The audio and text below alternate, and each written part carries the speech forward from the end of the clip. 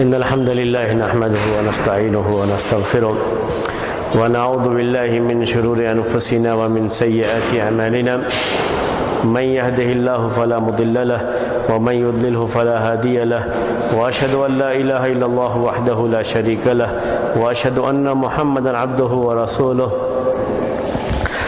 يا أيها الذين آمنوا اتقوا الله حق تقاته ولا تموتن إلا وأنتم مسلمون يا أيها الناس اتقوا ربكم الذي خلقكم من نفس واحدة وخلق منها زوجها وبث منهما رجالا كثيرا ونساء واتقوا الله الذي تساءلون به والأرحام إن الله كان عليكم رقيبا يا أيها الذين آمنوا اتقوا الله وقولوا قولا سديدا يصلح لكم أعمالكم ويغفر لكم ذنوبكم ومن يطع الله ورسوله فقد فاز فوزا عظيما أما بعد فإن خير الحديث كتاب الله وخير الهدي هدي محمد صلى الله عليه وسلم وشر الأمور محدثاتها وكل محدثة بدعة وكل بدعة ضلالة وكل ضلالة في النار۔ محترم بھائیوں، بات آپ کے سامنے پچھلے ہفتے اصول حدیث کے تعلق سے یہاں پہنچی تھی کہ جس کی طرف نسبت کی جاتی ہے حدیث کی، حدیث کے متن کی، حدیث میں جو بات ہے اس کے لحاظ سے حدیث کی 4 قسمیں ہوتی ہیں۔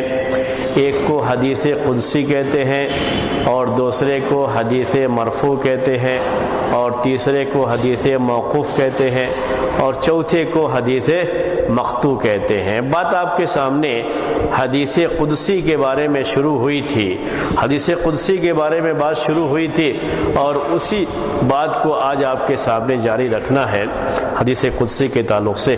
یہیں سے ہمارا یہ درس ہے آج کا کہ حدیث قدسی کسے کہتے ہیں۔ حدیث قدسی کے تعلق سے باتیں آپ کے سامنے آئیں گی۔ پچھلے ہفتے میں نے یہ بھی کیا تھا کہ قدس یہ اللہ تبارک و تعالیٰ کی صفت ہے۔ اللہ تعالیٰ کے ایک ناموں میں سے ایک نام ہے قدوس، اسی سے قدس اللہ تبارک و تعالیٰ کی صفت ہے۔ اور قدس کا معنی ہوتا ہے کہ اللہ تعالیٰ ہر عیب سے پاک ہے۔ اللہ تبارک و تعالیٰ کی صفات کامل درجے کی ہیں، اس میں کسی طرح کا کوئی نقص نہیں، کوئی کمی نہیں، ہر طرح کے عیب سے وہ پاک ہے، اسی لیے وہ قدوس ہے۔ اس لحاظ سے قدس کی طرف نسبت کی گئی اس کی، تو کہا گیا حدیث قدسی، یعنی ایسی حدیث جو اللہ کے رسول صلی اللہ علیہ وسلم اللہ تبارک و تعالیٰ کی طرف نسبت کر کے بیان کرتے ہیں کہ اللہ تبارک و تعالیٰ نے یہ فرمایا ہے، اللہ تعالیٰ نے یہ فرمایا، اس کو حدیث قدسی کہا جاتا ہے۔ حدیث قدسی میں حدیث کے آخر میں یہ لفظ رہتا ہے کہ صحابی کہتے ہیں کہ رسول اللہ صلی اللہ علیہ وسلم نے کہا، یا اللہ کے رسول صلی اللہ علیہ وسلم سے روایت ہے کہ اللہ تبارک و تعالیٰ نے فرمایا۔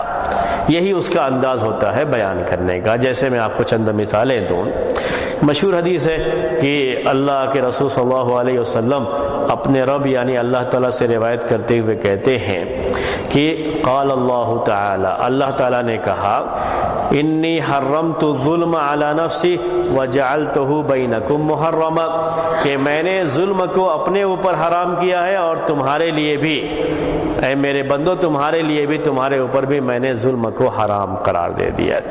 ایک دوسری حدیث اللہ کے رسول صلی اللہ علیہ وسلم کہتے ہیں کہ اللہ تعالیٰ کا یہ فرمان ہے کہ بندہ یبن آدم کہ بندہ یعنی انسان اگر یہ گناہوں میں پورے طریقے سے ڈوبا ہوا ہو، یا کہہ لیجئے دوسرے الفاظ میں کہ اس کے گناہ جو حدیث کے الفاظ ہیں، یہ گناہ اگر آسمان تک بھی پہنچے ہوئے ہوں، اتنے گناہ ہیں کہ وہ آسمان تک بھی پہنچے ہوئے ہوں، پھر بندہ مجھے پکارے، مجھ سے مانگے، طلب کرے، مغفرت کی دعا کرے، تو میں سارے گناہ معاف کر دوں گا، اور مجھے کوئی پرواہ نہیں کہ گناہوں کی تعداد کتنی ہے اور گناہوں کا حجم کتنا ہے، کتنے بڑے یہ گناہ ہیں، یعنی ان کس کی کوانٹیٹی کیا ہے، کوالٹی کیا ہے گناہوں کی، یہ سب مجھے دیکھنا نہیں ہے۔ صرف بندہ اگر مجھ سے مغفرت طلب کرتا ہے تو میں اسے معاف کر دیتا ہوں۔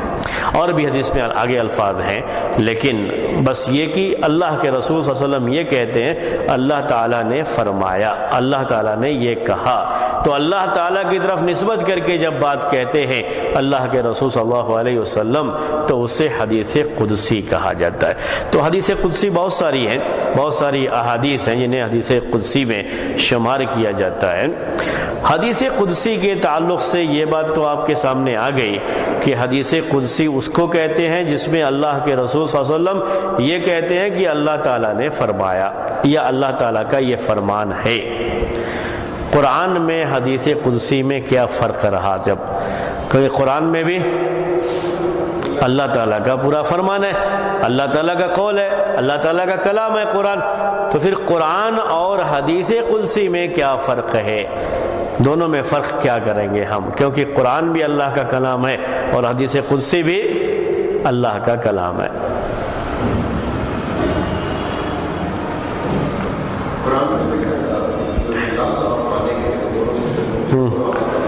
جی حدیث قدسی ہے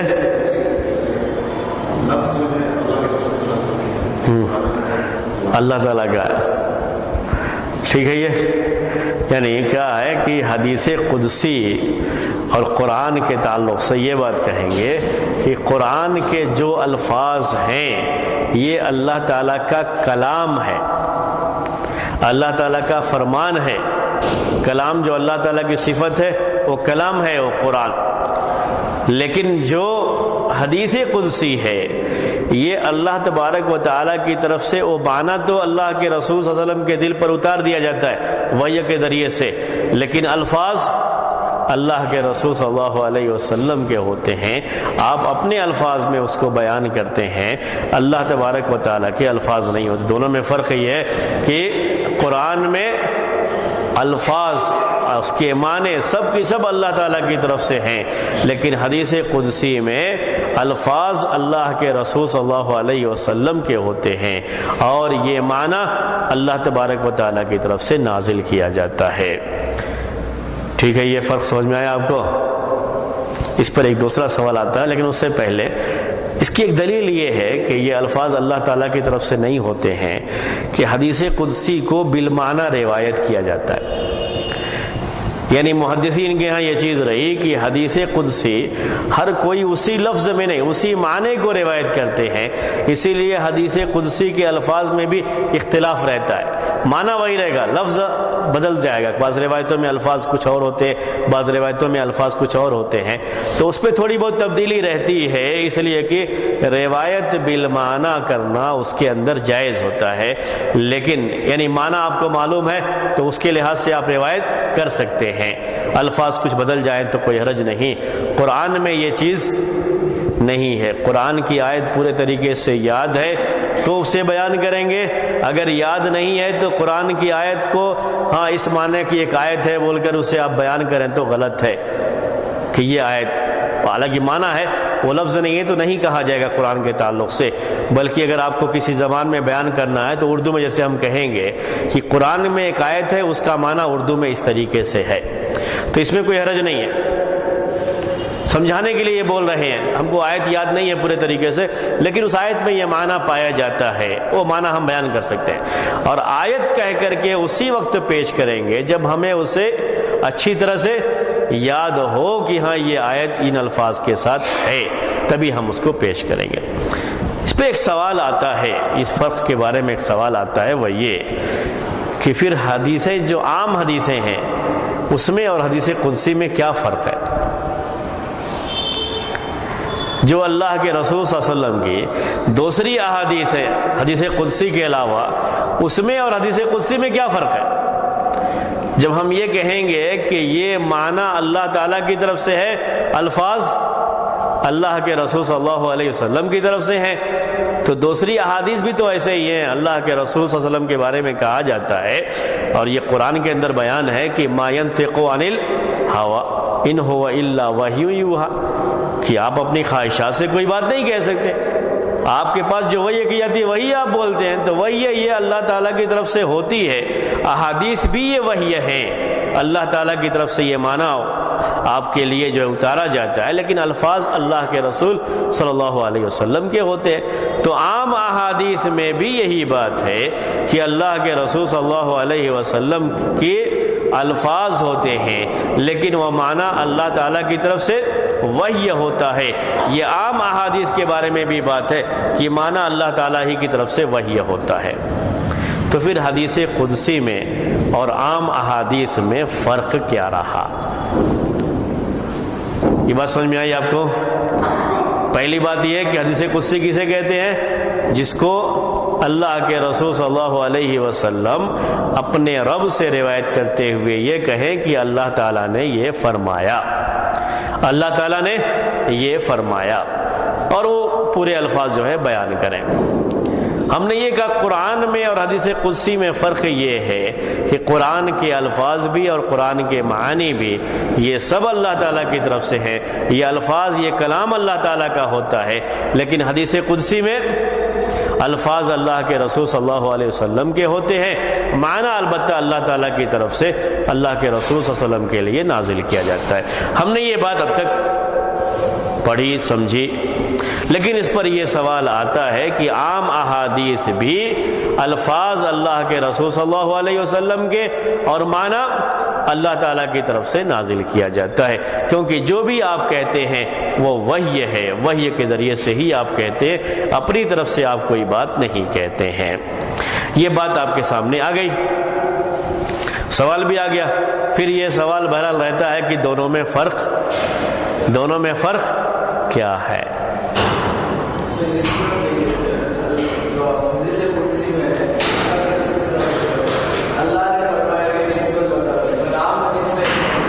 جی، تو دونوں حدیثوں میں فرق صرف روایت کے صیغے کا ہے، روایت کے صیغے کا ہے، اس کو یاد رکھ لیجیے کہ عام احادیث میں اور حدیث قدسی میں یہ فرق ہے۔ کیا فرق ہے؟ صیغے کا۔ عام احادیث میں جب سند ہوتی ہے تو صحابی تک پہنچتی ہے، جیسے ہم نے کہا کہ عن ابی ہریرہ رضی اللہ تعالی عنہ قال قال رسول اللہ صلی اللہ علیہ وسلم۔ عام احادیث میں یہ چیزیں ہوتی ہیں، لیکن حدیث قدسی میں بیان اس طرح سے رہتا ہے کہ عن رسول اللہ صلی اللہ علیہ وسلم عن ربہ عز وجل، یا دوسرا صیغہ یہ ہوتا ہے فیما یرویہ عن ربہ عز وجل قال اللہ تعالی یقول اللہ تعالی، کہ صحابی کہتے ہیں اللہ کے رسول صلی اللہ علیہ وسلم سے روایت ہے، اور اللہ کے رسول صلی اللہ علیہ وسلم اپنے رب سے روایت کرتے ہوئے کہتے ہیں کہ اللہ تعالیٰ نے فرمایا، اللہ تعالیٰ کا یہ فرمان ہے۔ تو صرف فرق صیغے کا ہوتا ہے، بیان کرنے کے انداز کا ہوتا ہے، لیکن حقیقت کے لحاظ سے ساری احادیث بھی اللہ تبارک و تعالیٰ کی طرف سے وحی ہوتی ہے، جیسے حدیث قدسی وحی ہے، اور ساری احادیث میں جیسے اللہ کے رسول صلی اللہ علیہ وسلم کے الفاظ ہوتے ہیں، آپ کا اور معنی اللہ تبارک و تعالیٰ کی طرف سے وحی کیا جاتا ہے، اسی طریقے سے حدیث قدسی میں بھی معنی ہی وحی کیا جاتا ہے اور الفاظ اللہ کے رسول صلی اللہ علیہ وسلم کے ہی ہوتے ہیں۔ لیکن احادیث میں فرق کرنے کے لیے، چونکہ اس میں صیغے میں اللہ کے رسول صلی اللہ علیہ وسلم اللہ تعالیٰ کی طرف نسبت کر کے اس کو بیان کرتے ہیں، اسی لیے اس کو حدیث قدسی کہا جاتا ہے، حدیث قدسی کہا جاتا ہے، اور یہی فرق ہے عام احادیث میں اور حدیث قدسی میں۔ بعض لوگوں نے اس طرح سے بھی فرق کیا ہے، جیسے قرآن یہ متواتر ہے اور حدیث قدسی متواتر نہیں ہے۔ قرآن میں فرق کیا ہے، حدیث قدسی میں کیا فرق ہے؟ تو قرآن یہ متواتر ہے، حدیث قدسی متواتر نہیں ہے، یا اس کا متواتر ہونا ضروری نہیں ہے۔ بعض لوگ اس انداز سے بھی فرق کر لیتے ہیں، لیکن یہ فرق اتنا اہمیت نہیں رکھتا ہے، کیونکہ حدیث قدسی کے بارے میں ہمیں یہ بات اچھی طرح سمجھ لینی چاہیے کہ اگرچہ کہ اس میں یہ لفظ رہتا ہے قال اللہ تعالی یا یقول اللہ تعالی، پھر بھی الفاظ اللہ تبارک و تعالی کے نہیں، کیونکہ اس میں روایت بالمعنی جائز ہے، اور روایت بالمعنی ہے۔ حدیث قدسی میں بھی بعض احادیث میں آپ پائیں گے کہ الفاظ روایتوں میں الگ الگ ہوتے ہیں، تو یہ روایت بالمعنی کا سلسلہ اس میں رہا ہے۔ اللہ تبارک و تعالیٰ کے جو اقوال ہوتے ہیں، یعنی اللہ تبارک و تعالیٰ کا جو بھی فرمان ہے اس کو ویسے ہی نقل کیا جاتا ہے، اس میں لفظ کی تبدیلی نہیں کی جا سکتی۔ تو حدیث قدسی میں جو یہ کہا جاتا ہے کہ اللہ تعالیٰ نے فرمایا یا اللہ تعالیٰ کا یہ فرمان ہے، تو یہ اس لحاظ سے کہ وہ معنی پورا اللہ تبارک و تعالیٰ کی طرف سے اللہ کے رسول صلی اللہ علیہ وسلم کو وحی ہوتا ہے اور آپ اسے اپنے الفاظ میں بیان کرتے ہیں، لیکن نسبت چونکہ اللہ تبارک و تعالیٰ کی طرف کرتے ہیں، اسی لیے اس حدیث کی اہمیت تھوڑی بڑھ جاتی ہے اور اسے حدیث قدسی کہا جاتا ہے، تھوڑی اہمیت اس کی بڑھ جاتی ہے۔ لیکن یہ بات بہرحال ذہن میں رکھیے گا کہ ایک حدیث متواتر ہے، بہت سارے صحابہ سے مروی ہے اور وہ یعنی اس کے روایت بہت زیادہ، اور اس کے مقابلے میں ایک حدیث قدسی ہے، حدیث قدسی ہے اور اس میں یہ بیان ہے کہ اللہ تعالیٰ نے یہ فرمایا، تو حدیث کی روح سے اس حدیث کا درجہ اونچا ہوتا ہے جو حدیث متواتر حدیث ہے۔ لیکن یہ حدیث قدسی کا درجہ اس لحاظ سے اونچا ہوتا ہے کہ اس میں نسبت ڈائریکٹ اللہ تعالیٰ کی طرف کر کے اللہ کے رسول صلی اللہ علیہ وسلم بیان کرتے ہیں، تو نسبت کی وجہ سے کہ اللہ تعالیٰ نے یہ فرمایا، اس کا درجہ اس لحاظ سے صرف اونچا ہوتا ہے۔ تو یہ حدیث قدسی کے بارے میں بات تھی۔ تو حدیث قدسی اور قرآن کا فرق آپ کے سامنے آیا، عام حدیثوں اور حدیث قدسی کے درمیان کیا فرق ہے وہ بات بھی آپ کے سامنے آئی کہ عام حدیثوں اور حدیث قدسی میں کوئی بنیادی فرق نہیں ہے، سوائے اس کے کہ روایت جو کی جاتی ہے، جو لفظ استعمال کیا جاتا ہے روایت کرنے میں، روایت کرنے کا جو انداز ہے وہ انداز بدل جاتا ہے، بس اتنا ہی فرق آتا ہے کہ عام حدیثوں میں صحابہ یہ کہتے ہیں روایت کرتے ہوئے کہ اللہ کے رسول صلی اللہ علیہ وسلم نے فرمایا، اور حدیث قدسی میں یہ رہتا ہے کہ اللہ کے رسول صلی اللہ علیہ وسلم، صحابی یہ کہتے ہیں کہ اللہ کے رسول صلی اللہ علیہ وسلم سے روایت ہے اور آپ اپنے رب سے روایت کرتے ہیں کہ اللہ تبارک و تعالیٰ نے یہ فرمایا۔ تو بیان کرنے میں حدیث قدسی میں اس کی نسبت اللہ تبارک و تعالیٰ کی طرف کر کے یہ کہا جاتا ہے کہ اللہ تبارک و تعالیٰ نے یہ فرمایا۔ یہ ہمیں ذہن میں اس میں رکھنا ہے، یہی ہمارے لیے اہم چیز ہے کہ اللہ تبارک و تعالیٰ نے فرمایا، یہ حدیث قدسی ہے۔ حدیث قدسی کو بعض محدثین نے جتنی بھی احادیث قدسیاں ہیں ان سب کو ایک جگہ جمع کر کے باقاعدہ اس کے بارے میں کتابیں بھی لکھی ہیں۔ اس کی اہمیت کی وجہ سے اس کے اور بہت زیادہ چونکہ یہ احادیث نہیں ہے اور کسی ایک کتاب میں سب کو جمع کرنا ممکن رہا، اس لیے بعض محدثین نے حدیث قدسی کے بارے میں باقاعدہ کتاب بھی لکھی ہے، یعنی حدیث قدسی کے تعلق سے کتاب بھی مرتب کر کے پوری حدیثیں جمع کر کے اس کی کتاب بھی لکھ دیے کہ ساری حدیث قدسی اسی کتاب کے اندر رہے، ایک کتاب کے اندر مل جائیں گے۔ حدیث قدسی کے بارے میں بھی یہ بات ذہن میں رکھیے گا، یعنی ہر وہ حدیث جس میں نسبت اللہ تبارک و تعالیٰ کی طرف کی جاتی ہے، اللہ کے رسول صلی اللہ علیہ وسلم اپنے رب سے روایت کرتے ہیں اور کہتے ہیں کہ اللہ تعالیٰ نے فرمایا، اس میں بھی یہ لازم نہیں آتا ہے کہ وہ حدیث صحیح ہو۔ کیا لازم نہیں آتا ہے؟ کہ وہ حدیث صحیح ہو۔ پہلے شروع میں یہ بات میں نے آپ سے کہی تھی، پھر دہراتا ہوں، یہ باتیں ہیں جو بڑے اہم پوائنٹس ہوتے ہیں، اس کو جاننا پڑتا ہے حدیث کے تعلق سے، پھر دہراتا ہوں کہ جب ہم یہ کہتے ہیں کہ یہ حدیث ضعیف ہے تو اس کا مطلب یہ ہرگز نہیں ہوتا ہے کہ اللہ کے رسول صلی اللہ علیہ وسلم کا یہ قول ضعیف ہے۔ اللہ کے رسول صلی اللہ علیہ وسلم کا یہ فرمان ضعیف ہے، آپ کی یہ بات ضعیف ہے، اس کا مطلب یہ نہیں ہوتا ہے۔ بعض لوگ جو اس طرح سے اعتراض کرنے لگتے ہیں کہ اللہ کے رسول صلی اللہ علیہ وسلم کی حدیث یعنی آپ کا فرمان، آپ کا قول اور ضعیف ہو جائے، یہ کیسے ہو سکتا ہے؟ وہ ضعیف کیسے ہو جائے گا؟ کمزور کیسے ہو جائے گا؟ تو وہی سوال یہاں بھی ہو جائے گا، اللہ تعالیٰ کا فرمان اور کیا ہو جائے؟ ضعیف ہو جائے، یہ کیسے ہو سکتا ہے؟ آپ کہتے ہیں کہ حدیث قدسی ضعیف بھی ہو سکتی ہے، یہ کیسے ہو سکتا ہے؟ یہ اللہ تعالیٰ کا فرمان، اس میں یہی رہتا ہے حدیث میں کہ اللہ تعالیٰ نے فرمایا، قال اللہ تعالیٰ یا یقول اللہ تعالیٰ، اللہ تعالیٰ کا فرمان ہے، اللہ تعالیٰ فرماتا ہے، یہ الفاظ ہوتے ہیں، پھر بھی آپ کہتے ہیں ضعیف ہو، کیسے ہو سکتا ہے؟ تو حدیث قدسی ضعیف ہے، مطلب کیا ہے اس کے کہنے کا؟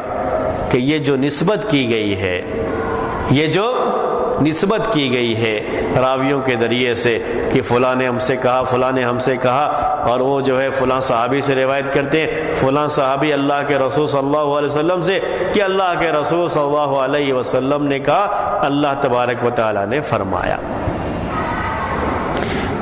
یہ نسبت جو کی گئی ہے یہ کیا ہے؟ ضعیف ہے، یعنی اس کا اللہ تعالیٰ کا فرمان ہونا ثابت نہیں ہے۔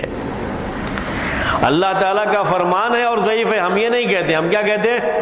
اس کا اللہ تعالیٰ کا فرمان ہونا ثابت نہیں ہے۔ جیسے ہم حدیث کہتے ہیں کہ یہ حدیث ضعیف ہے تو مطلب ہوتا ہے کہ اس کی نسبت جو اللہ کے رسول صلی اللہ علیہ وسلم کی طرف کی گئی ہے یہ نسبت ضعیف ہے، اس کا اللہ کے رسول صلی اللہ علیہ وسلم کا فرمان ہونا ثابت نہیں ہے۔ ایسے ہی حدیث قدسی کے بارے میں کہیں گے کہ حدیث قدسی میں بھی یہی بات رہتی ہے کہ اللہ تبارک و تعالیٰ کا یہ فرمان ثابت نہیں ہے، یعنی جو یہ کہا گیا کہ اللہ تعالیٰ نے فرمایا تو یہ سند چونکہ بالکل ضعیف ہے، اس لیے اس سے یہ ثابت نہیں ہوتا کہ اللہ تبارک و تعالیٰ نے یہ فرمایا ہے۔ تو اللہ تعالیٰ کا یہ قول جو اس کی اللہ تعالیٰ کی طرف نسبت کی گئی، اس کی طرف نسبت کرنا اس کا صحیح نہیں ہے۔ ہمارا مطلب یہ ہوتا ہے جب ہم کہتے ہیں کہ حدیث قدسی ہے لیکن یہ حدیث ضعیف ہے، کہ اس کی نسبت اللہ تبارک و تعالیٰ کی طرف کرنا یہ صحیح نہیں ہے، یہ ثابت نہیں ہے۔ اس کو یوں بھی سوچ لیجئے کہ ابھی جو تورات اور انجیل کے نسخے موجود ہیں، تلمود کا جو نسخہ موجود ہے، جو یہ پرانی جو آسمانی کتابیں ہیں ان کے جو نسخے موجود ہیں، اس میں بہت سارے اس میں یہ رہتا ہے کہ اللہ تعالیٰ نے فرمایا، اپنے فلاں بندے سے یہ کہا، چونکہ پوری کتاب ایسے ہی ہے وہ،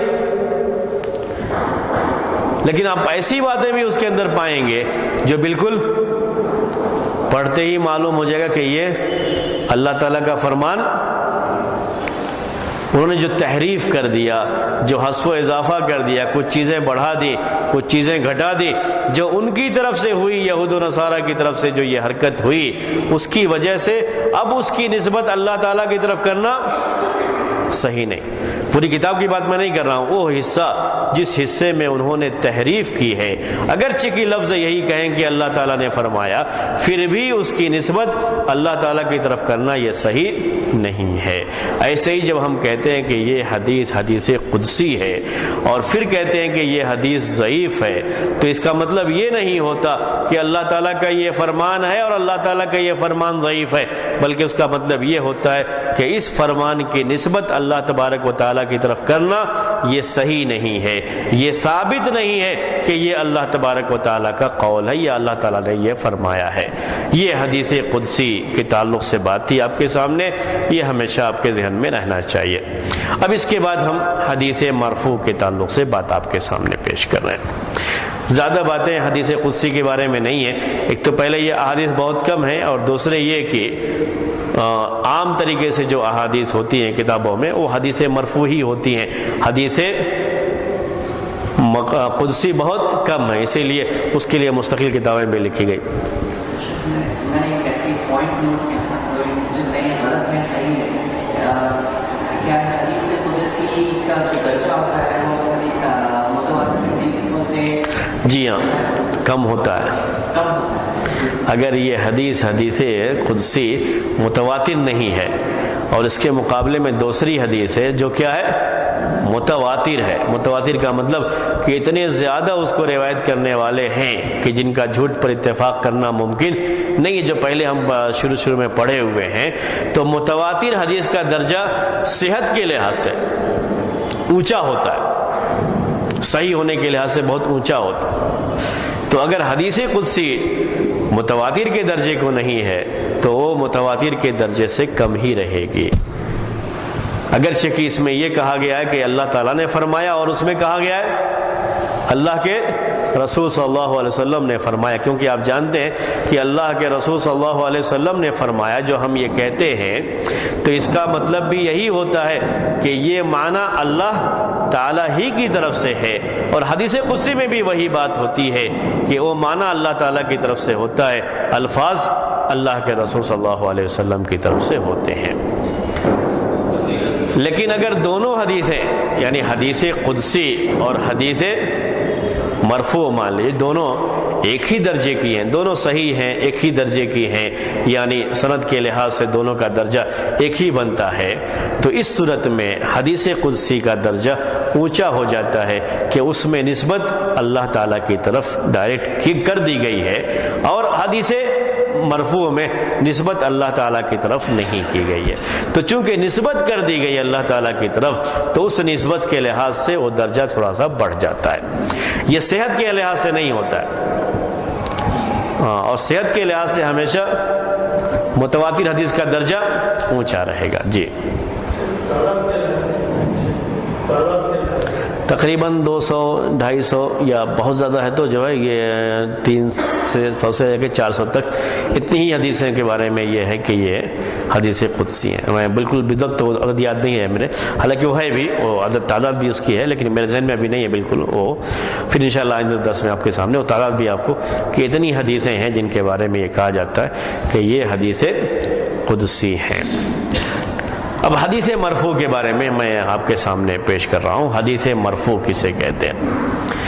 حدیث مرفوع، حدیث مرفوع عام طریقے سے حدیث کے لفظ کی جو تعریف کی جاتی ہے، جو آپ سنتے رہتے ہیں، وہ حدیث مرفوع ہی کی تعریف ہے۔ عام طریقے سے جو آپ سنتے رہتے ہیں حدیث کی تعریف وہ کس کی ہے؟ حدیث مرفوع کی، کیونکہ حدیث مرفوع کی تعداد ہی زیادہ ہے، تو حدیث کا لفظ اسی کے لیے غالب ہے۔ تو جو تعریف حدیث کی ہے جو سنتے رہتے ہیں آپ، وہی حدیث مرفوع کی بھی کی جاتی ہے۔ حدیث کی تعریف پہلے کیا آئی تھی آپ کے سامنے؟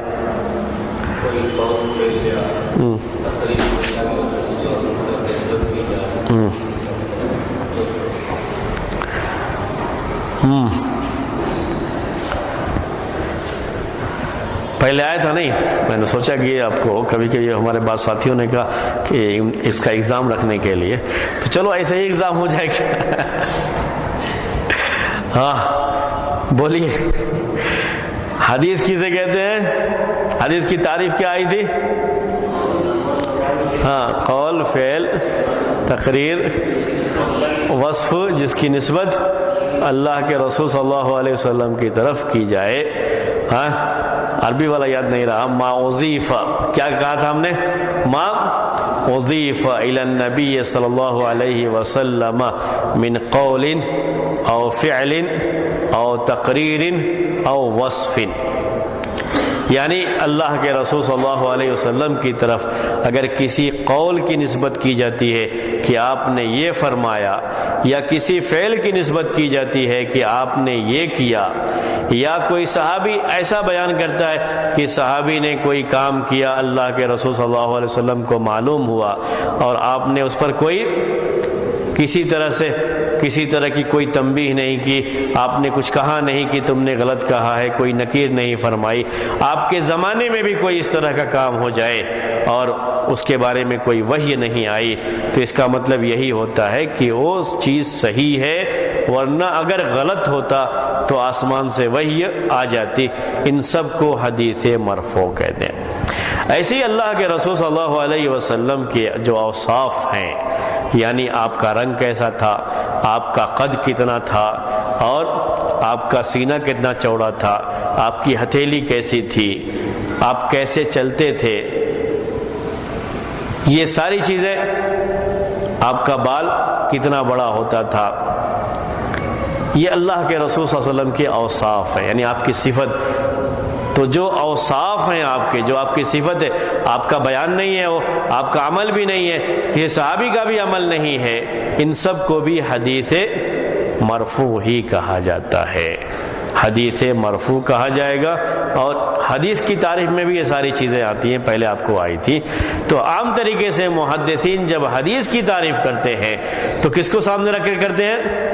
حدیث مرفوع کو ہی سامنے رکھ کر کے کرتے ہیں کہ ما اضیف الی النبی صلی اللہ علیہ وسلم من قول او فعل او تقریر او وصف، یعنی ہر وہ بات، ہر وہ کام، ہر وہ تقریر، ہر وہ وصف، صفت جس کی نسبت اللہ کے رسول صلی اللہ علیہ وسلم کی طرف کر دی جائے اسے حدیث مرفوع کہا جاتا ہے، اسے حدیث مرفوع کہا جاتا ہے۔ یہ تو آپ کے سامنے بات آ گئی۔ اب اس کو مرفوع کیوں کہا جاتا ہے؟ پہلے آپ کے سامنے آیا کہ حدیث قدسی کو حدیث قدسی کیوں کہتے ہیں؟ اس لیے کہ وہ نسبت اللہ تعالیٰ کی طرف ہوتی ہے، اسی لیے اس کو حدیث قدسی کہتے ہیں۔ قدس اللہ تعالیٰ کی صفت ہے، تو حدیث مرفوع اسے کیوں کہا جاتا ہے؟ حدیث مرفوع، محدثین نے ایک لفظ استعمال کیا تو اسے حدیث مرفوع کیوں استعمال کرتے؟ وہ شاید میرے خیال میں حدیث مرفوع کا یہ لفظ کیسے استعمال کیا اس کو جاننے کے لیے مرفوع کسے کہتے ہیں، عربی زبان میں اس کی میننگ کیا ہوتی ہے، معنی کیا ہوتا ہے مرفوع کا، پہلے وہ بات اگر آ جائے تو زیادہ بہتر ہے یا نہیں، تاکہ آپ کو سمجھنے میں آسانی ہو کہ اس کو مرفوع کیوں کہتے ہیں۔ تو مرفوع کے معنی عربی زبان میں رفع کہتے ہیں، اٹھانے کو اوپر، رفع کے معنی اوپر اٹھانا، رفع، اسی سے مرفوع کا یہ لفظ بنا ہوا ہے، اس کو اس پہ مفعول کہتے ہیں، یعنی جس کو اوپر اٹھایا گیا، جس کو اوپر اٹھایا گیا اسے مرفوع کہا جائے گا۔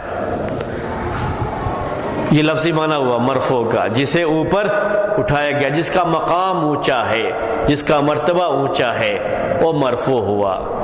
تو اب حدیث مرفوع کو حدیث مرفوع کیوں کہتے ہیں؟ یہ محدثین نے مرفوع کا لفظ اللہ کے رسول صلی اللہ علیہ وسلم کے فرمان، آپ کے عمل، آپ کی تقریر اور آپ کے اوصاف کو بیان کرنے کے لیے کیوں استعمال کیا؟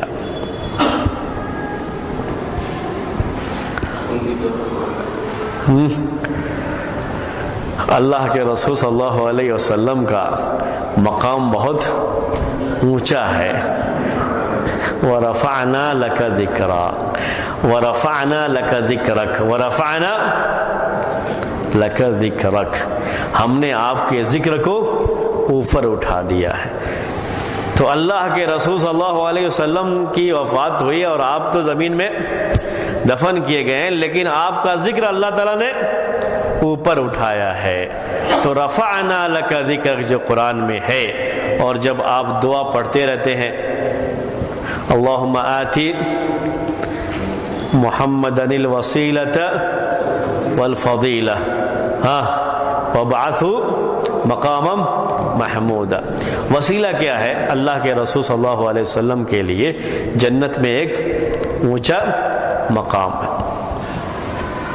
اسی کو وسیلہ کہا گیا ہے وہاں پر، جیسا کہ بعض احادیث میں اس کی صراحت آئی ہوئی۔ اس دعا میں بعض اس میں جو ہے آپ دیکھیں گے کہ وَالدَّرَجَةَ الرَّفِيعَ بھی لکھا ہوا رہے گا، حالانکہ اس کی ضرورت نہیں ہے کیونکہ الوسیلہ میں خود وہی معنی ہے۔ تو الوسیلہ اللہ کے رسول صلی اللہ علیہ وسلم کے لیے جنت میں ایک اونچا مقام جو آپ کے لیے ہے، اسی کے لیے ہم دعا کرتے رہتے ہیں اللہ کے رسول صلی اللہ علیہ وسلم کے حق میں۔ تو یہ بات آپ کے سامنے آئی کہ مرفوع کے معنی ہوتے ہیں جس کو اوپر اٹھایا گیا ہو۔ اللہ تبارک و تعالی نے اپنے رسول، اپنے آخری رسول کا مقام اونچا رکھا ہے، اور ان کو جو ہے اونچا مقام حاصل ہے۔ اونچا مقام حاصل ہونے کے لحاظ سے آپ کی احادیث کو بھی مرفوع کہا گیا کہ آپ کی احادیث کا درجہ یہ اونچا ہے، مرفوع ہے، اونچا ہے۔ صحیح ہو تو نسبت اللہ کے رسول صلی اللہ علیہ وسلم تک بالکل صحیح ہے، اگر یہ اور بالکل صحیح حدیث ہے تو اس کا درجہ اونچا ہے، حدیثوں میں اس کا درجہ اونچا ہے۔ کس کے مقابلے میں؟ موقوف اور مقطوع کے مقابلے میں۔ ابھی ہم نے کہا تھا 4 قسمیں: حدیث قدسی، حدیث مرفوع، حدیث موقوف اور حدیث مقطوع۔ تو حدیث قدسی کا درجہ میں نے آپ سے کہا کہ اگر صحیح حدیث ہے حدیث قدسی اور اس کا درجہ اونچا ہے دوسری حدیثوں کے مقابلے میں جو کہ صحیح ہے، اونچا ہوتا ہے اس لیے کہ اس کی نسبت اللہ تبارک و تعالی کی طرف کی جاتی ہے۔ ایسے ہی حدیث مرفوع کا درجہ اونچا ہوتا ہے، کس کے مقابلے میں؟ حدیث موقوف اور حدیث مقطوع کے مقابلے میں، کہ یہ نسبت اللہ کے رسول صلی اللہ علیہ وسلم کی طرف کی جاتی ہے، جن کا مقام بہت اونچا ہے، جن کے مقام کو اللہ تعالیٰ نے اونچا رکھا ہے۔ ٹھیک ہے، یہاں تک آپ کو المرفوع کسے کہتے ہیں، کیوں محدثین نے یہ لفظ استعمال کیا، اس لفظ کا معنی کیا ہوتا ہے، یہ تینوں باتیں آپ کے سامنے آ گئی۔ لفظ کے معنی میں کیا ہے؟ اونچا ہونا، بلند ہونا، جس کو اونچا رکھا گیا ہے وہ مرفوع کا معنی ہے، اور محدثین کے یہاں حدیث مرفوع کہتے ہیں اس حدیث کو جس کی نسبت جس قول، فعل، تقریر یا وصف کی نسبت اللہ کے رسول صلی اللہ علیہ وسلم کی طرف کی جائے اسے حدیث مرفوع کہا جاتا ہے۔ اس کا مقام بہت اونچا ہے، کسی صحابی کے قول کے مقابلے میں، کسی تابعی یا بعد میں کسی بھی آنے والے شخص کے مقابلے میں اس کا مقام بہت اونچا ہے، اس لحاظ سے وہ حدیث مرفوع کہلاتی ہے۔ لیکن یہ سارا مقام اونچا کب رہتا ہے؟ جب یہ ثابت ہو کہ وہ اللہ کے رسول صلی اللہ علیہ وسلم کی حدیث ہے۔ اگر ثابت نہیں ہے تو پتہ نہیں کس حدیث گڑھنے والے نے حدیث گڑھ رکھی ہے، تو صحابی سے کوئی اگر چیز ثابت ہے تو اس کے مقابلے میں اس کا درجہ اونچا نہیں ہوتا، کیونکہ پتہ نہیں کس نے گڑھا ہے، اس کے مقابلے میں صحابی کی یہ بات ثابت ہے۔ تو موقوف حدیث جو ثابت ہو وہ اس مرفوع حدیث سے کہیں بہتر ہے جو ضعیف ہے، جو ثابت نہیں ہے، جس کی نسبت اللہ کے رسول صلی اللہ علیہ وسلم کی طرف ثابت نہیں ہے۔ بات سمجھ میں آ گئی آپ کو؟ یہ حدیث مرفوع کے تعلق سے بات ہے۔ تو حدیث مرفوع کا مقام کب اونچا ہوتا ہے؟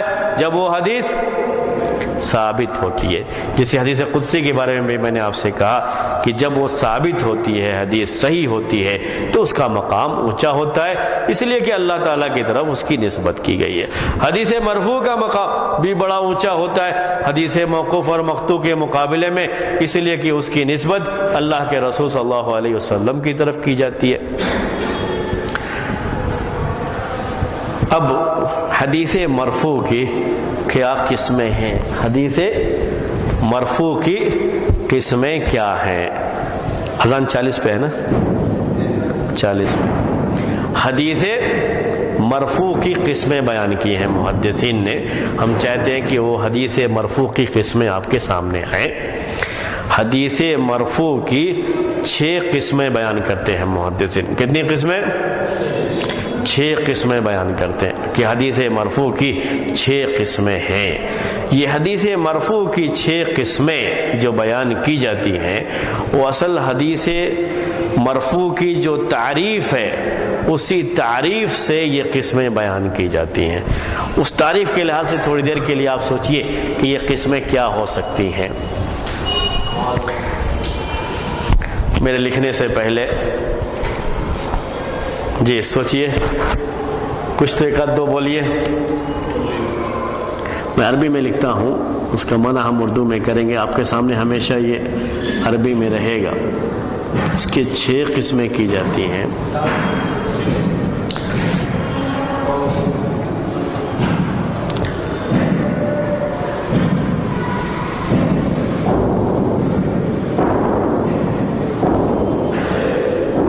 یہ ہے لکھا ہوا المرفوع القولی الصریح،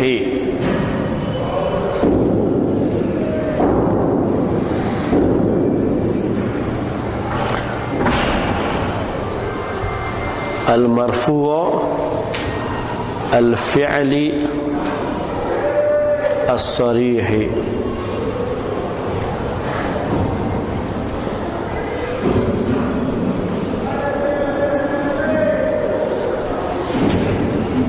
المرفوع التقریری الصریحی،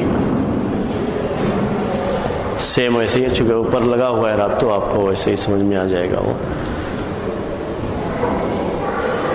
المرفوع القولی الحکمی.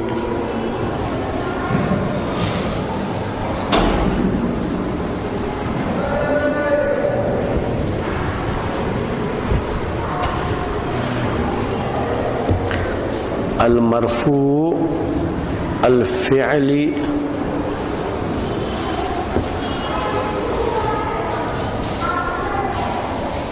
الحکمی.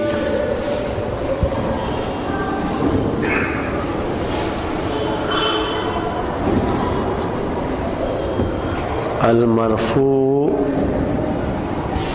التقریری الحکمی.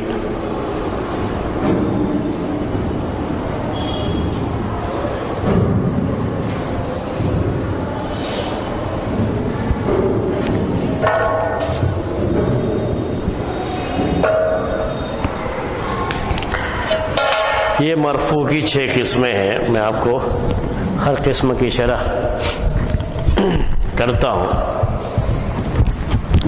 میں نے لکھ دیا تاکہ آپ کے سامنے وہ چیز رہے کبھی بھی، تو بعد میں بھی آپ پڑھتے رہیں، دیکھتے رہیں، آپ کے سامنے وہ چیز رہے گی. بقیہ وہ کیا ہے المرفوع، اس کی پوری شرح میں آپ کے سامنے کروں گا.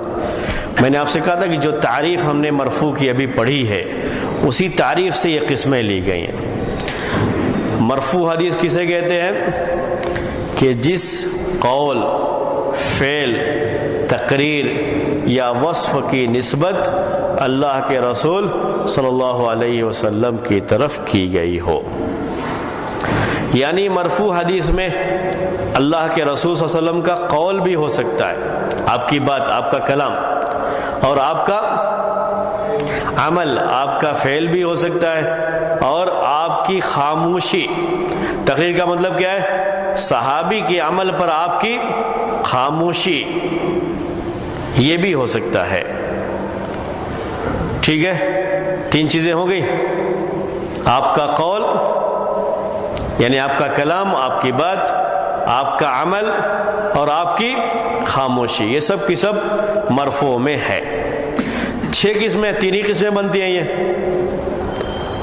3 ہی ہوئی نہیں، پھر تینوں میں سے ہر ایک یا تو آپ نے بالکل صراحتاً وہ بات کہی ہوگی، یا آپ نے وہ بات کہی نہیں ہے لیکن آپ کے کہنے کا حکم اس کو حاصل ہے، تو سب حکمی میں آ جاتا ہے. نیچے کے تینوں کیا ہیں؟ حکمی ہیں. اوپر کیا ہے؟ صریحی ہے. اوپر ہی کے تینوں جو آپ کے سامنے ہیں وہ مرفوع حدیث کی تعریف میں آ جاتے ہیں. اب میں ہر ایک کی وضاحت کروں گا تو آپ کے سامنے بات یہ آ جائے گی خود بخود. حکمی والی کی وضاحت کی ضرورت ہے. آپ کے سامنے بات پوری آئے گی، جب آئے گی تبھی جا کر کے وہ بات آپ کو سمجھ میں آئے گی، ورنہ نہیں آئے گی. اب دیکھیے 6 قسموں میں سے ہر ایک قسم کے بارے میں آپ کو بولتا ہوں. المرفوع القولی الصریحی، او مرفوع حدیث مطلب کیا اس کا؟ او مرفوع حدیث جس میں اللہ کے رسول صلی اللہ علیہ وسلم کا فرمان ہو، آپ کا قول ہو، اور صراحت کے ساتھ آپ ہی کا قول نقل کیا گیا ہو. صریح کا مطلب کیا ہوتا ہے؟ صراحت کے ساتھ آپ نے بالکل صحابی نے کہتے ہوئے کہا ہو کہ اللہ کے رسول صلی اللہ علیہ وسلم نے فرمایا. اس کو کہا جائے گا المرفوع القولی الصریحی. کوئی مثال ہے اس کی؟ کوئی مثال ہے اس کی؟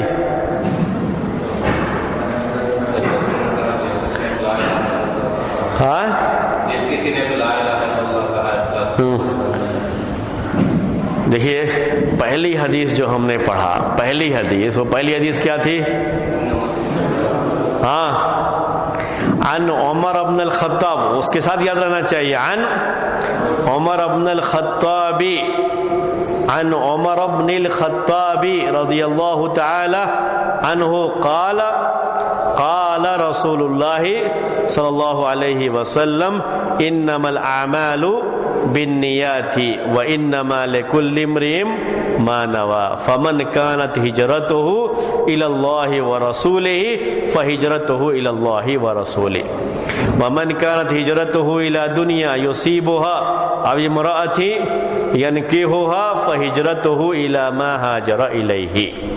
میں نے کہا تھا کہ جیسے جیسے ہم حدیث پڑھتے جائیں گے وہ حدیث ہم کو یاد بھی ہو جائے گی۔ کافی دن ہو گئے تھے اس حدیث کو پڑھے ہوئے، تو آج پھر میں نے آپ کو دوہرا دیا اس کی مثال میں۔ کون سی مثال؟ حدیث المرفوع القولی الصریحی۔ تو مرفوع قولی صریحی کسے کہتے ہیں؟ جس میں صحابی یہ کہے کہ اللہ کے رسول صلی اللہ علیہ وسلم نے یہ فرمایا ہے، یا صحابی یہ کہے میں نے اللہ کے رسول صلی اللہ علیہ وسلم کو یہ کہتے ہوئے سنا ہے، اس کو حدیث مرفوع قولی صریحی کہا جاتا ہے۔ یعنی صراحت کے ساتھ بالکل کلیئر انداز میں اللہ کے رسول صلی اللہ علیہ وسلم کی بات صحابی نے بیان کی ہے تو اسے مرفوع قولی صریحی کہتے ہیں۔ یاد رہے گا انشاءاللہ یہ، کوئی مشکل نہیں ہے۔ دوسرا دیکھیے، المرفوع الفعلی الصریحی، اس کا مطلب ہوتا ہے کہ اللہ کے رسول صلی اللہ علیہ وسلم نے کوئی کام کیا ہو اور صحابی نے اس کام کو دیکھ کر کے بیان کیا ہو اور صراحت کے ساتھ اللہ کے رسول صلی اللہ علیہ وسلم، یعنی کلیئر انداز میں اللہ کے رسول صلی اللہ علیہ وسلم کا ہی وہ عمل بیان کیا ہو کہ آپ کا یہ عمل تھا، آپ کو میں نے کرتے ہوئے دیکھا ہے، تو اس کو کہتے ہیں مرفوع قولی، مرفوع فعلی صریح۔ مرفوع فعلی، فعل کے معنی کام کے ہوتے ہیں، تو اللہ کے رسول صلی اللہ علیہ وسلم کا جو کام ہے، جو آپ نے کام کیا ہے، صحابی نے اسے دیکھا اور دیکھ کر کے اسے روایت کیا صحابی نے کہ میں نے اللہ کے رسول صلی اللہ علیہ وسلم کو یہ کرتے ہوئے دیکھا ہے، تو اسے مرفوع فعلی صریحی کہتے ہیں۔ مثال،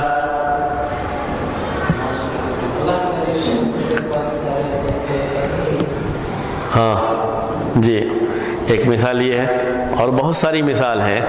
وضو کرتے ہوئے اللہ کے رسول صلی اللہ علیہ وسلم کو صحابہ نے دیکھا، نماز پڑھتے ہوئے دیکھا، حج کرتے ہوئے دیکھا۔ جتنی بھی اہم عبادات ہیں اس میں جو احادیث ہیں زیادہ اسی کے بارے میں، یعنی اس اللہ کے رسول صلی اللہ علیہ وسلم کا صحابہ نے عمل دیکھا اور وہ عمل دیکھ کر کے روایت کیا ہے، اسی کو کہا جاتا ہے المرفوع الفعلی الصریحی۔ جیسے کہتے ہیں عبداللہ ابن عمر رضی اللہ تعالی عنہما، رأیت رسول اللہ صلی اللہ علیہ وسلم یرفع یدیہ عند التکبیر وعند الرکوع وعند الرفع منہ وَإِذَا قَامَ مِنَ الرَّكْعَتَيْنِ وَإِذَا قَامَ مِنَ الرَّكْعَتَيْنِ۔ عبداللہ ابن عمر رضی اللہ تعالیٰ عنہما کہتے ہیں کہ میں نے اللہ کے رسول صلی اللہ علیہ وسلم کو اپنے دونوں ہاتھ اٹھاتے ہوئے دیکھا ہے جب آپ اللہ اکبر کہتے تھے، جب رکوع میں جاتے تھے، جب رکوع سے سر اٹھاتے تھے، اور جب 2 رکعات کے بعد اٹھتے تھے تیسری رکعت کے لیے، تو میں نے آپ کو ہاتھ اٹھاتے ہوئے دیکھا ہے۔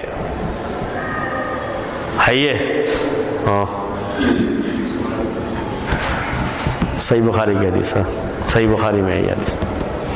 میں نے ایک مثال آپ کو پیش کی، آپ ایک مثال پیش کیجئے ایسے ہی۔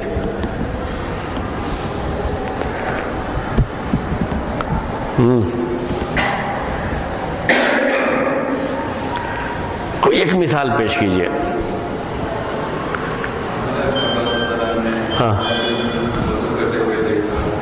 جی، جیسے وضو کرتے ہوئے دیکھا، وہ کہتے ہیں کہ میں نے اللہ کے رسول صلی اللہ علیہ وسلم کو دیکھا کہ آپ اٹھے اور گئے مشکیزہ کھولا جو پانی کا برتن ہے اس زمانے کا، اور جیسے آپ نے کیا تھا ویسے ہی میں نے بھی کیا۔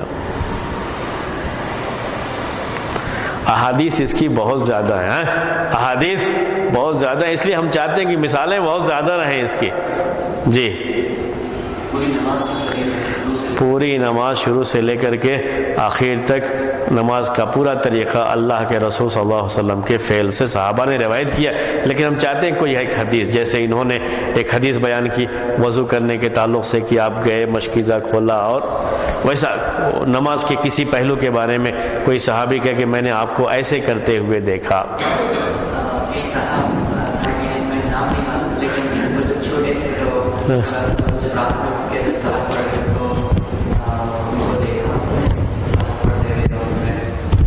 وہی عبداللہ ابن عباس وہ جو بتایا تھے، یہ وہی حدیث ہے، سیم حدیث وہی، وہ دیکھے اللہ کے رسول سب چھوٹے ہی تھے، وہ اٹھ کر کے گئے۔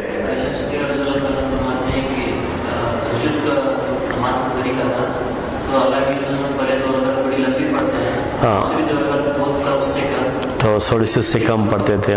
جی جی، آپ کے عمل کو بیان کیا، آپ کے عمل کو بیان کیا، نسبت کیا۔ جی، اور بھی اللہ کے رسول صلی اللہ علیہ وسلم کی حدیث، حذیفہ بن یمان رضی اللہ تعالیٰ عنہ کہتے ہیں کہ اللہ کے رسول صلی اللہ علیہ وسلم ایک گھور کے پاس آئے تو میں نے آپ کو کھڑے ہو کر کے پیشاب کرتے ہوئے دیکھا۔ دیکھا نہیں، وہ عمل ہی ہے نا، وہ بھی عمل ہے طہارت کے تعلق سے، ٹھیک ہے۔ تو اللہ کے رسول صلی اللہ علیہ وسلم کے تعلق سے عمل کے بارے میں بہت ساری جو ہے روایتیں ہیں، ایک دو نہیں، بہت ساری روایتیں۔ پورے حج کا معاملہ بھی ایسے ہی ہے، اور آپ نے کہا بھی تھا کہ خذوا عنی مناسککم، جو میں بیان کر رہا ہوں تم اس کو حاصل کرو مجھ سے۔ تو یہ ساری باتیں ہیں، حدیث فعلی بہت زیادہ ہے، مرفوع فعلی بہت زیادہ ہے۔ المرفوع التقریری الصریحی یہ ہے کہ کوئی صحابی اللہ کے رسول صلی اللہ علیہ وسلم کے سامنے کوئی کام کرتا ہے، کوئی کام کرتا ہے یا کوئی بات کہتا ہے، اور اللہ کے رسول صلی اللہ علیہ وسلم اس پر خاموشی اختیار کرتے ہیں، تو اس کو کہا جاتا ہے المرفوع التقریری الصریح۔ آپ کے سامنے آپ کی موجودگی میں کوئی کام کرتا ہے، کوئی بات کہتا ہے، کام بھی ہو سکتا ہے اور کوئی بات بھی ہو سکتی ہے، اور آپ خاموشی اختیار کر لیں، تو اس کا مطلب یہ ہوتا ہے کہ اللہ کے رسول صلی اللہ علیہ وسلم کی طرف سے اس کام کو تصدیق مل گئی ہے۔ وہ فعل اگر ہے، کام اگر ہے، اگر بات ہے تو اس بات کو تصدیق مل گئی ہے۔ اسی لیے اگرچہ کہ وہ فعل یا وہ کام یا وہ بات اللہ کے رسول صلی اللہ علیہ وسلم کی نہیں ہوتی ہے، لیکن پھر بھی آپ کی بات ہونے کا اسے شرف حاصل ہو جاتا ہے حکم کے لحاظ سے۔ جیسے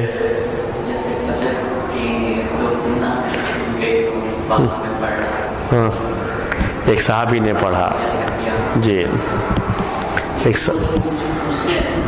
جی ہاں، اس میں وہ بات چیت بھی ہے، جی ہاں، اس لیے دوسری مثال پیش کرنا زیادہ اچھا ہے۔ جی،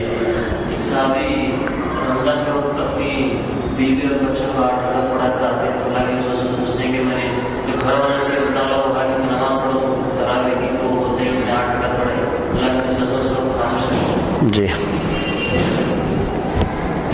جی، اور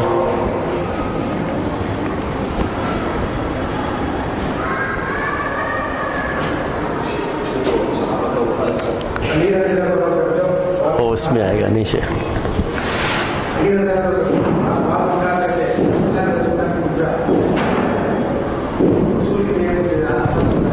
ہاں ہاں،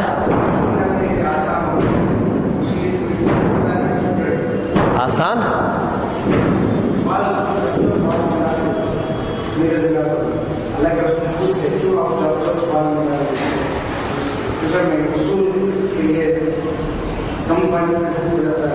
اچھا، کم پانی میں غسل کرنے کے لیے ایسا کرتا ہوں کہ ذرا وہ بات ثابت ہے یا نہیں، مجھے اصل میں اس کے بارے میں علم نہیں، اس لیے میں اس کو زیادہ اس کو مثال میں نہیں لیتا ہوں، اس کو مثال میں نہیں لیتا ہوں۔ جی،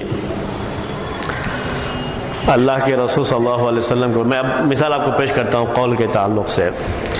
اللہ کے رسول صلی اللہ علیہ وسلم کے پاس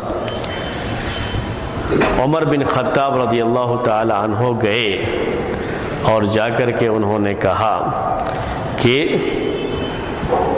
جب آپ نے علا کا جب واقعہ پیش آیا تھا، لمبی حدیث ہے، میں صرف تھوڑا سا اشارہ کر رہا ہوں کہ آپ نے ان سے صرف یہ کہا جا کر کے کہ اپنی بیٹی کو ڈانٹ کے گئے تھے، حفصہ رضی اللہ عنہ کو. پھر جب پہنچے تو کہا کہ اللہ کے رسول، میں ابھی حفصہ کے پاس سے ہو کر کے آیا ہوں، میں نے اس کو ڈانٹ بھی پلائی ہے اور یہ کہا ہے کہ تم اپنی پڑوسن کی وجہ سے، اشارہ تھا عائشہ رضی اللہ تعالی عنہا کی طرف، اس کی وجہ سے جو تم سے زیادہ خوبصورت ہے اور اللہ کے رسول صلی اللہ علیہ وسلم کو تم سے زیادہ محبوب ہے، دھوکے میں مت رہنا کہ جیسے اللہ کے رسول صلی اللہ علیہ وسلم اس کے ناز اٹھاتے تمہارے بھی اٹھائیں گے. یعنی اس طرح کی بات نہیں.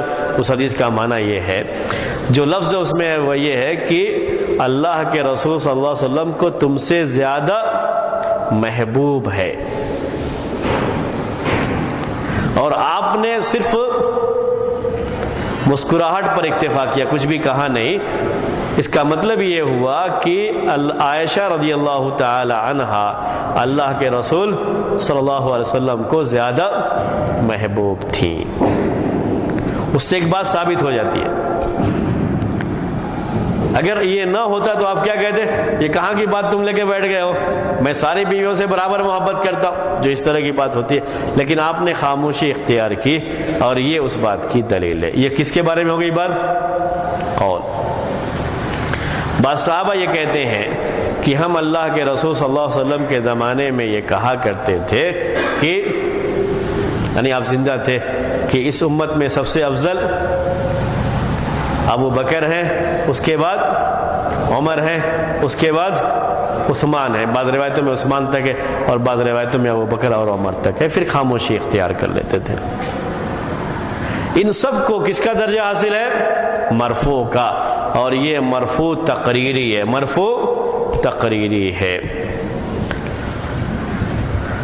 اس طرح کی باتیں بہرحال اللہ کے رسول صلی اللہ علیہ وسلم کے سامنے چاہے کوئی بات کہی ہو کسی صحابی نے، یا کوئی کام کیا ہو اور آپ نے اس پر خاموشی اختیار کر لی ہو، تو یہ مرفوع کا درجہ حاصل کر لیتا ہے. مرفوع صریحی اسے کہا جاتا ہے. یعنی گویا کہ یہ بات اللہ کے رسول صلی اللہ علیہ وسلم کی ہے، اور گویا کہ یہ کام اللہ کے رسول صلی اللہ علیہ وسلم کا ہے. آپ نے زبان سے کچھ بھی نہ کہا ہو، پھر بھی یہ چیز ہو جاتی ہے. بقیہ بات جو حکمی کا ہے، اسی میں وقت زیادہ لگے گا. یعنی یہاں تک زیادہ مسئلہ نہیں تھا آپ کے لیے، کیونکہ اللہ کے رسول صلی اللہ علیہ وسلم نے یہ فرمایا، آپ نے یہ کیا، تو مرفوع ہے، اس میں کوئی پریشانی کی بات نہیں ہے. اسی طریقے سے آپ کے سامنے یہ کام کیا گیا، وہ مرفوع ہے، اس میں بھی پریشانی کی بات نہیں ہے. اور ان کی مثالیں بہت زیادہ ہیں، زیادہ تر احادیث ایسی ہی ہیں. اب اس کے بعد جو نیچے کی 3 قسمیں ہیں، اس میں وقت لگے گا. انشاءاللہ آئندہ ہفتے آپ کے سامنے جب اس کا درس آئے گا تو وہ بات آپ کے سامنے آئے گی.